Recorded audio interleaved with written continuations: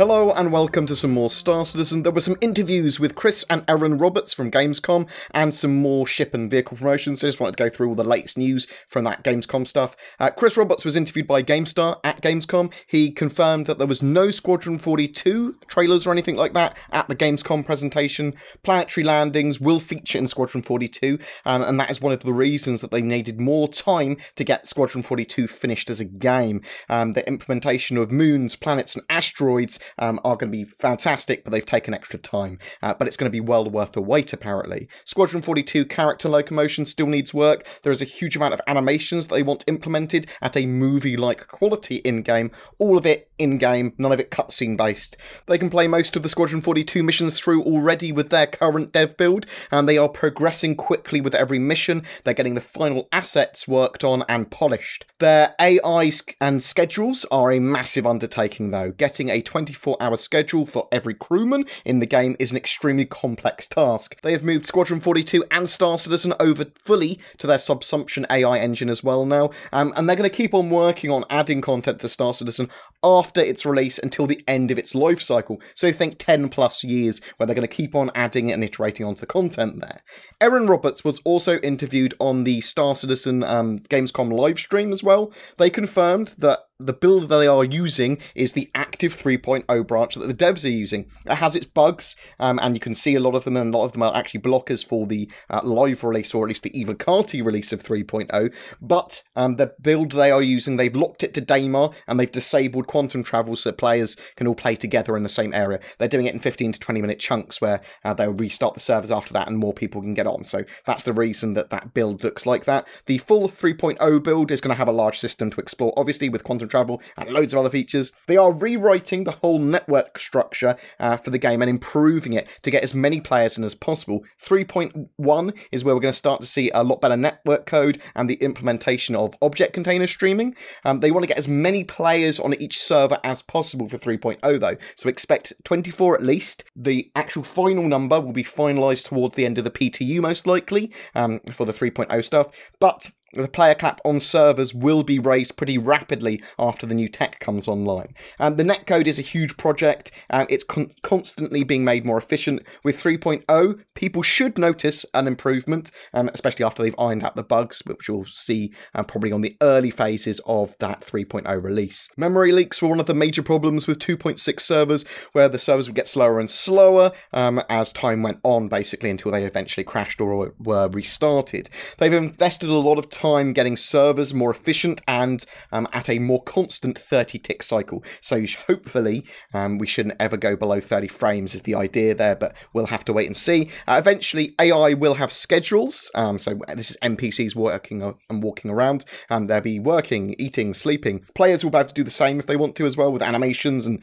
literally going around and drinking and eating. Oxygen can get removed from rooms, and this might be useful for attacking installations or taking out large groups of NPCs. Some NPCs will be spawned for missions, but many will be persistent in the verse and might evolve to become more notorious themselves. In the future, NPCs may be able to move around space and systems themselves to like long distances. There will be reputation as well, news bulletins and recognition for notorious players.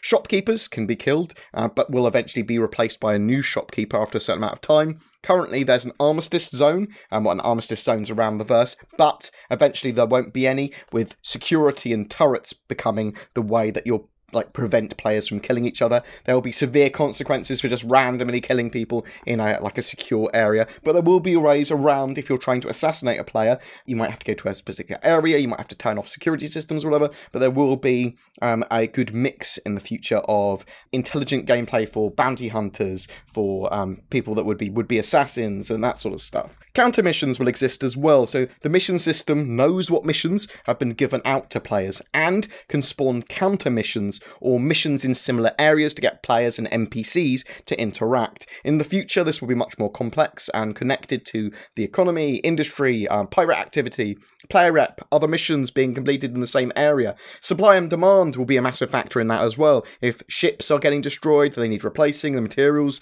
are needed at certain locations to replace those ships, so the system will generate direct missions for them. This all has knock-on effects on each other, and this is why it's also important. The economy and the mission system and player activity all affect each other quite heavily. Survival mechanics are not in for 3.0, but there will be light survival mechanics in the future. Drinking and eating will be necessary to keep your stamina at top levels. If you don't eat or drink for a few days, then your stamina will drop, or you might not regenerate stamina as quickly when you're running around, and stamina will be important in 3.0 onwards. Don't take a shower for a few days, and NPCs might make a comment, or it might have an effect where a mission giver might not give you a mission until you've taken a shower. Capital ships are being worked on and are coming along very well, apparently. A large amount of them are used for Squadron 42, and they didn't want to give too much in the form of spoiler. We should see them very soon, though. You'll be able to hire NPC crews in the future. They're never going to be as good as player crews, or at least that's the intention, although I'm sure you can get quite derpy player crews. One of the stations in Squadron 42 is 12 kilometers long. It's a large part of the gameplay in the first episode, and I assume that's actually the Shubin mining station, but we'll have to wait and see. The ship pipeline now, for them creating ships and getting them flyable, is extremely refined now, so ships should be being created much quicker and be able to be made flyer much quicker. This should be true of ground vehicles too. Cargo running, piracy, lots of missions, and bounty hunting are all in 3.0. Mining will be the next big mechanic after that. Persistence is really the first time we're going to have persistence in 3.0. You're about to log on where you logged out. Damage, items, your ship, locations, that's all going to persist. You'll respawn in the last location that you visited that had a medical facility. If you die, they're going to balance this in the future as well, so it's not overly gameable and feels a lot better for players. All of these mechanics will be iterated upon heavily as Star Citizen goes forward. Mission givers in the future may have a queuing system. If a lot of players are trying to get a mission or turn in a mission from Mars Eckhart, you might have to wait to get a sit down next to him. There will be loads of mission givers in the future though, so queuing shouldn't be as much of an issue. Also, they can game it with lots of different stuff using Moby glasses, making sure that there's a good spread of missions. There shouldn't necessarily be any form of order you get missions in, so queuing might not be that important. And they will come up with an appropriate system that won't instantize the game either. Everything they want, if possible, to be seamless and non-instantized.